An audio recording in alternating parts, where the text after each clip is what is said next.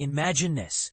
We're living in a world where nature is no longer a wild, untamed force, but a carefully curated illusion, a stage set for our enjoyment and convenience. This is the stark reality that photographer Zed Nelson explores in his latest project, the Anthropocene Illusion. This series, which earned him the prestigious Photographer of the Year award at the 2025 Sony World Photography Awards, delves into how humans have lost touch with the natural world, replacing it with artificial, human-centric versions. But here's where it gets controversial. Nelson argues that we are not just passive observers, but active participants in this illusion, willingly consuming these manufactured versions of nature. Let's dive deeper into this thought-provoking exploration. During an interview, Nelson's eyes were immediately drawn to a painting on the wall behind me. The canvas depicted a sleeping tiger draped across a velvet cushion. "It's perfect," he said, not in the sense of artistic mastery, but as a metaphor for our idealized, human-centric relationship with nature. This painting reminded him of another artwork, A Young Tiger Playing with Its Mother, by Eugene Delacroix, which used a captive tiger and the artist's pet cat as models. Nelson sees this as a symbol of the Romantic movement in painting, which began with the human divorce from the natural world. As we distanced ourselves from nature, our imagination filled the void with hyper-romanticized versions of it. Nelson's project, the Anthropocene Illusion, captures this disconnect across 14 countries and 4 continents over 6 years. The images showcase nature as imagined by humans: staged habitats in zoos, manufactured ski slopes, indoor rainforests, and artificial beaches. In his previous project, Love Me, Nelson explored the homogenization of beauty standards. He sees an echo of that in the Anthropocene Illusion, where an artificial, idealized version of nature is being sold back to us, and we are willing participants. While we destroy the real thing, we seem to be creating more and more artificial or choreographed, curated versions of nature, Nelson explained. This psychological disconnect is what Nelson is most interested in exposing. The collection is a mix of irony and dystopia.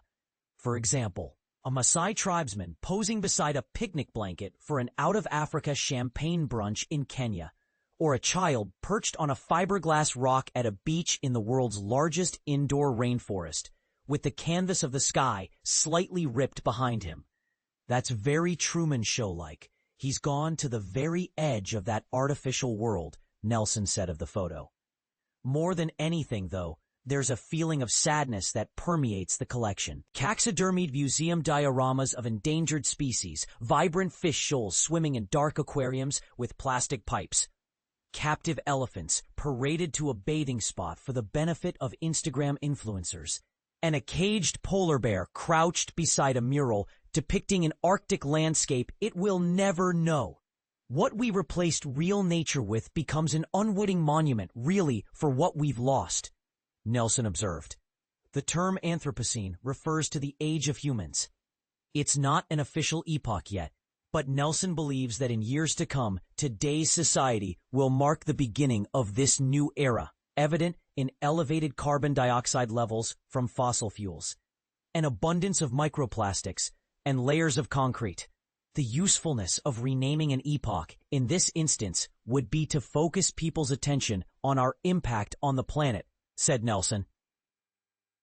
He wanted to counter this collective numbness with visuals that make you think or feel differently. Bleak but beautiful, his photos reveal a paradox.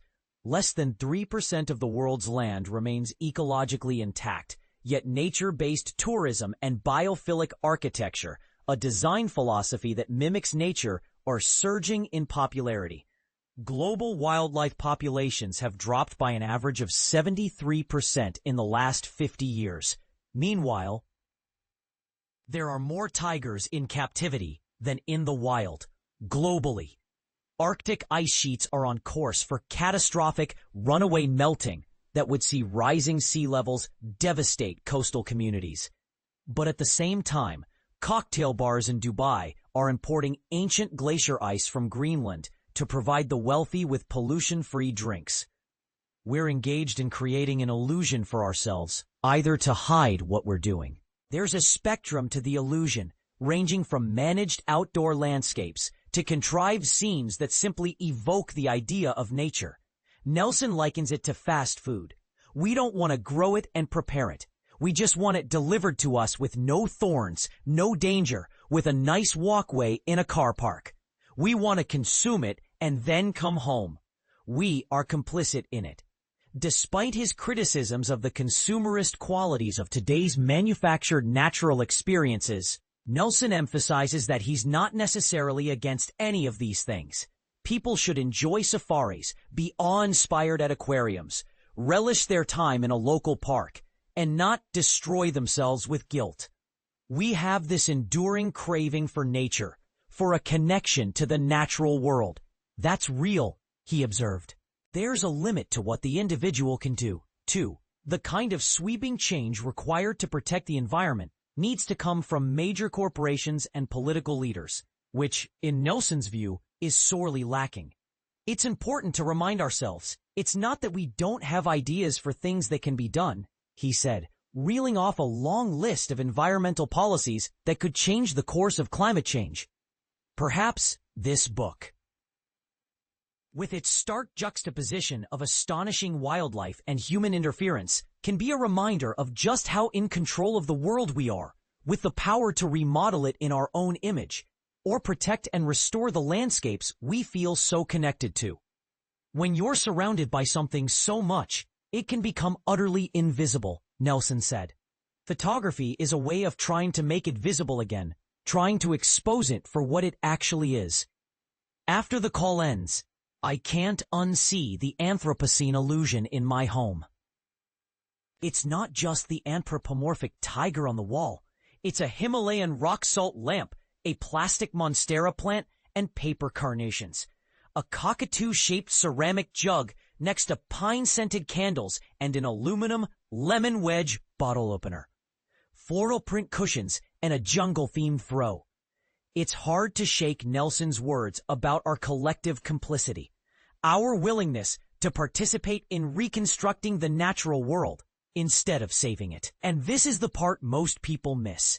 We are not just observers, but active participants in this illusion. So what do you think? Are we doomed to live in this illusion? Or can we find a way back to a genuine connection with nature? Let's discuss in the comments.